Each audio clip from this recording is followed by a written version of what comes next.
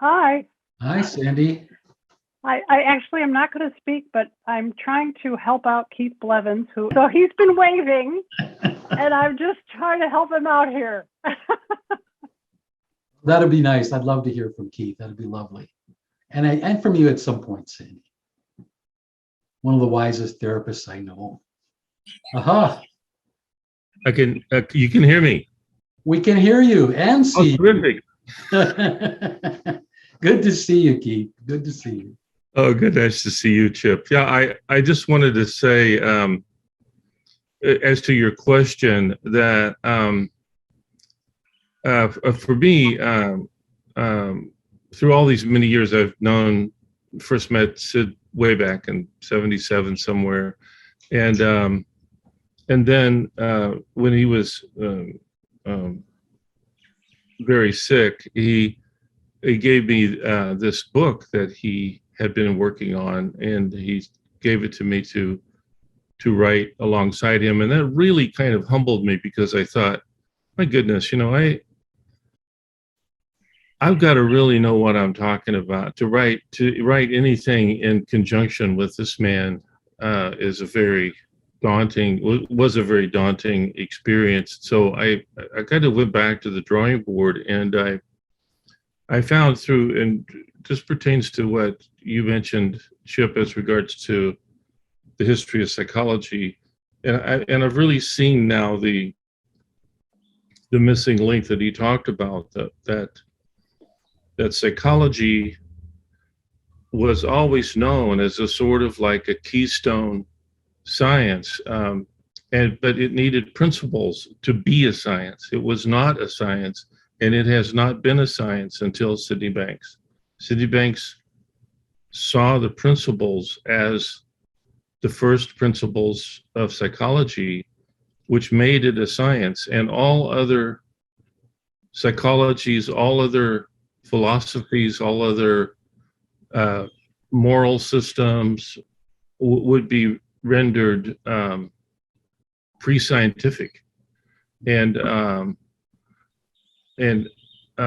I saw that line of demarcation that Sid drew was a real line. It was, as Rita said, a really big deal, but it was a paradigm line. It was a completely distinct and different science. So there was the pre-principled era of humanity that really goes back centuries, and then now post-principles of a science, and that science would unite. Philosophers have said this, that would unite all these fields, all these neurology and psychology and anthropology and philosophies and religions and all manner of things, literature, all manner of things that human beings have attempted to explain themselves or explain their relationship to life, and that the principles would, as a science, would overarch and would take the place of those other attempts, because they would now be rendered to pertain to a scientificity that they did not have before. So all these other errant psychological beliefs, as Sid would say over and over again, all of that would drop away, and it would cause on a large scale, that would create a new world, a world of people that weren't lost in their all these vexed by all these questions, and what's the meaning of life, and why did this happen to me, and why does this happen to other people? All these vexations of humanity would be rendered moot, and the whole world could just then quiet down, and there would be this unitary science. It's already started, but it would cover the earth. It would cover all the thinkers of the earth, and all the future thinkers of the earth would have that knowledge. It's already within us, but to pare away what is not relevant is the principles really provide humanity for the first time that line, that distinction. Sid drew a line, a paradigm line, and he was absolutely uncompromising about it, as we all know. Like, so when he would talk, and Jen mentioned how he would just go on and on and on, and any of us have listened to him would hear just sentence after sentence, time after time, and he would go on for hours. He could just and not even be, not an intellectual presentation, but a wise presentation, a wise witness to these principles, from the principles. So he would talk from the principles, and he served as this great champion, for the truth. And I'm so unbelievably grateful, and I know all of us are, for the opportunity to even hear of such a person, much less listen to him. But that's what he talked from, and he said very few people in the history of the world have ever known they existed. And that was a very, very small number. But now, with that line and that discernment that we've all been privileged to witness or see to some degree, that line could get more vivid and sharp and a razor sharp discriminator that will separate the pre-principled era of humanity, which goes back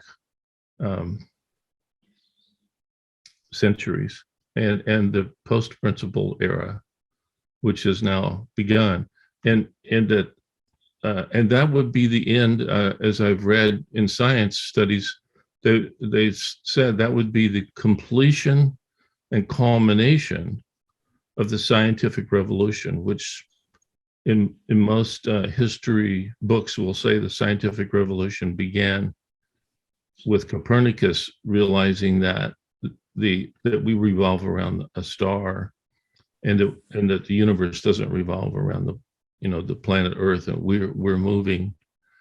So that was in 1530.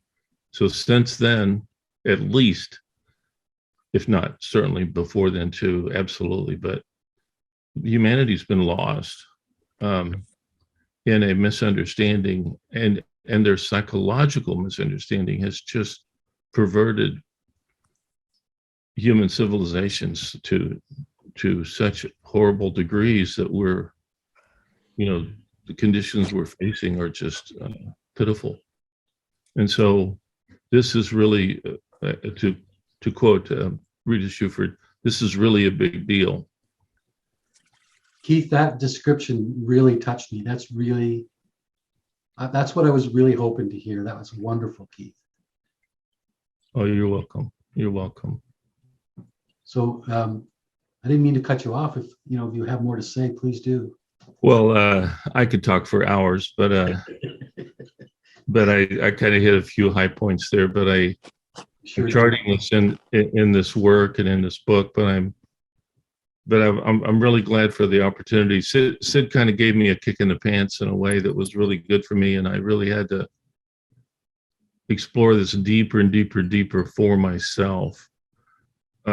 Way to really effectively link science, pre-science, pre-paradigm, the history of psychology, and then what this means for all of us, all the sciences, all of them, and the religions and everything, because humanity's been trying to understand themselves. What's our place? How do we what's our real identity? And Sid spoke so eloquently and purely and profoundly about that. It's just, I've really seen it now for myself. So I'm happy to be writing about it and communicating it. That was a beautiful big picture view, Keith. Thank you so much. Thank you, Chip, and thank you to the school. I can't believe this is the end of this era. But thank you to Chip and Jan and Elsie and Tommy and Jane and all the people that have participated, because it's been a real touchstone, as somebody said. Thank you. Thanks so much, Keith.